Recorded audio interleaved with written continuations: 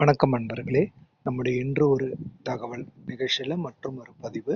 ஏற்கனவே நான் சிவராத்திரி 2025 என்ற விரதத்தில் நாம் பகுதி 1 போட்டிருந்தேன். நல்ல ரெஸ்பான்ஸ் இருந்தது. ஸோ இன்றைக்கி பகுதி 2 நம்ம இன்று ஒரு தகவல் நிகழ்ச்சியில் நான் போஸ்ட் பண்ணியிருக்கேன். ஸோ இதில் நம்ம ஒவ்வொன்றா அதாவது 4 கால பூஜை எப்படி எளிமையாக வீட்டில் இருந்து செய்யலாம், கோயிலில் போய் பண்ணலாம். கோயிலில் போனால் பிரச்சனையே இல்லை, நம்ம முழிச்சிருந்துக்கலாம், அங்கே எல்லோரும் கூட்டமாக இருப்பாங்க, ப்ராப்ளம் கிடையாது. ஆனால் அதே நம்ம வீட்டில் கொண்டாடுறோன்னா முதல் காலம் பார்த்தீங்கன்னாக்கா பிரம்மதேவர் வழிபட்ட காலம். அது எப்படி பார்த்தீங்கன்னா 6:30லேருந்து 7:30 மணி வரைக்கும் அது ஸ்டார்ட் பண்ணுற டைம் மாறுபடும். கோவிலில் நான் வீட்டிலன்னா 7 மணிக்கு மேலே ஆரம்பிச்சுக்கலாம். இது பிரம்மதேவர் வழிபட்ட காலம். இதுதான் முதல் காலத்தில் அவர் தான் வழிபடுவார். ஸோ சில கோயிலில் 6:30க்கே ஆரம்பிச்சிருவாங்க, சில கோயிலில் 7:30க்கு ஆரம்பிப்பாங்க. ஸோ அது அவங்க பக்கத்தில் இருக்கிற கோயிலில் எப்படி இருக்குன்னு கேட்டு தெரிஞ்சுக்குங்க. அதில் நம்ம பண்ணிட்டு எளிமையான முறையில் அபிஷேகம் பண்ணலாம். பால் என்ன வேணாலும் நீங்கள் உங்களுக்கு கைக்கு என்ன கிடைக்குது 5 பொருள் வச்சுக்கோங்க. ஒவ்வொரு இதுலையும் பால் மட்டுமே பண்ணால் கூட போதும். ஆனால் ஒவ்வொரு தடவை அபிஷேகம் பண்ணுறீங்களா ஒரு நைவேத்தியம் வைங்க. ஸோ கம்பல்சரி நைவேத்தியம் வைக்கணும். இதுதான் இம்பார்ட்டண்ட்டு.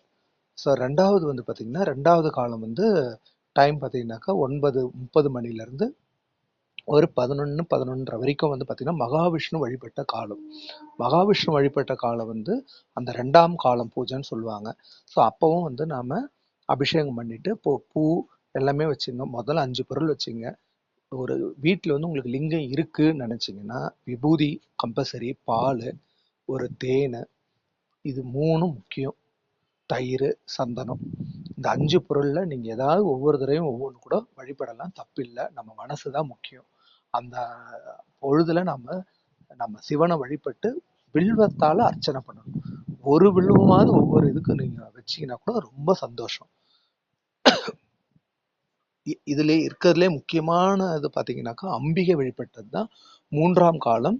ரொம்ப ரொம்ப முக்கியமான காலம். மற்ற 2 காலத்தில் நம்மளால சரியாக பண்ண முடியலனா கூட அம்பிகை வழிபட்ட காலம் இருக்கு பார்த்தீங்கன்னா, அது சரியாக பார்த்தீங்கன்னாக்கா ஒரு 11:30 11:45 12:30 12:45 வரைக்கும். ஏன்னா இந்த நேரத்தில் சரியாக 12 மணிக்கு மேலே பார்த்தீங்கன்னா சிவன் லிங்கோத்பவரா அடிமுடி தெரியாதவரா காட்சி அளித்த தினம். அந்த டைம் தான் அம்பிகை வழிபட்ட காலம். ரொம்ப ரொம்ப முக்கியமானது. அதாவது மற்ற இது நம்ம எதை மிஸ் பண்ணாலும் இதை மிஸ் பண்ணவே கூடாது. ஏன்னா அன்னைக்கு தான் சிவன் நமக்கு எல்லாருக்கும் காட்சி எடுத்த தினம். அப்போ அந்த நேரத்தில் நாம் தூங்காமல் இருக்கணும். விரதம் இருக்கிறவங்க, விரதம் இல்லாதவங்க, முழிச்சிட்டு இருக்காங்க, அந்த நேரத்தில் எழுப்பியாவது கை கால் மூஞ்சி அலம்பிண்டு வில்வம் வாங்கி வைங்க. வில்வத்தை கொடுத்து ஓம் நம சிவாயன்னு சொல்லிட்டு நீங்கள் அர்ச்சனை பண்ணுங்க. உங்ககிட்ட லிங்கம் இல்லை, எங்ககிட்ட படம் இருக்கா, படத்தை எடுத்து வச்சுங்க. படத்தை எடுத்து வச்சுட்டு ஓம் நம சிவான்னு சொல்லிட்டு வில்வத்தால் அர்ச்சனை பண்ணாங்க. அன்னைக்கு ஒரு தினம் நீங்கள் வில்வத்தால் அர்ச்சனை பண்ணுறது பல கோடி புண்ணியத்தை நமக்கு கிடைக்கும். நம்ம என்ன நினைக்கிறோமோ அது கண்டிப்பாக நடக்கும். ஏன்னா போன வருஷம் என் பையன் தூங்கிட்டான்.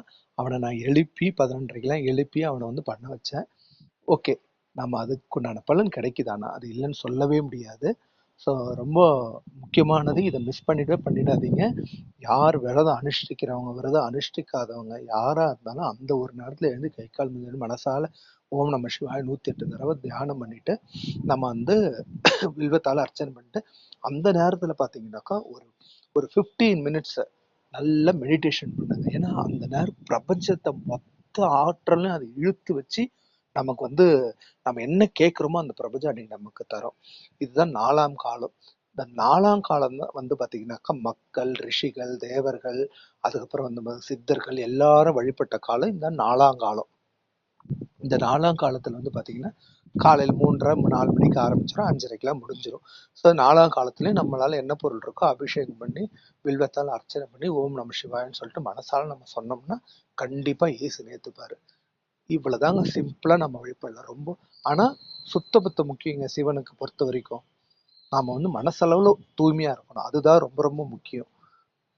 அதை மட்டும் நல்லா ஞாபகம் வச்சுக்கோங்க. அப்படியே சரி இது முக்கியம்னு சொல்லிட்டு அப்படியே தூங்கி எழுந்துச்சு அப்படியே பண்ணிடக்கூடாது. சிவனுக்கு பொறுத்த வரைக்கும் நம்ம எந்த அளவுக்கு உடல் தூய்மைன்றது ரொம்ப ரொம்ப முக்கியம்.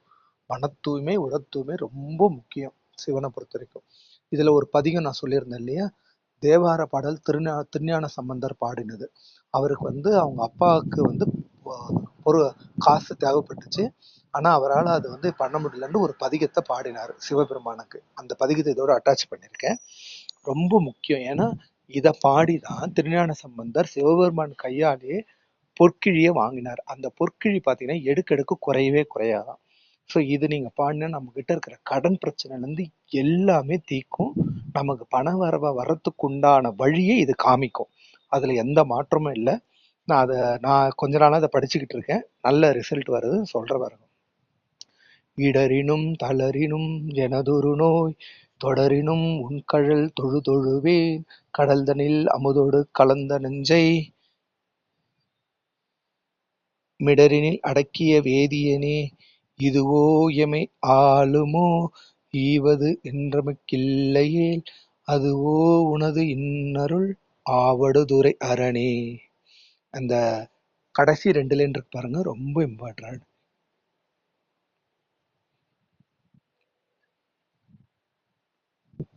அந்த லைனை நான் திரும்பியும் பாடல நினைக்கிறேன். நன்றி.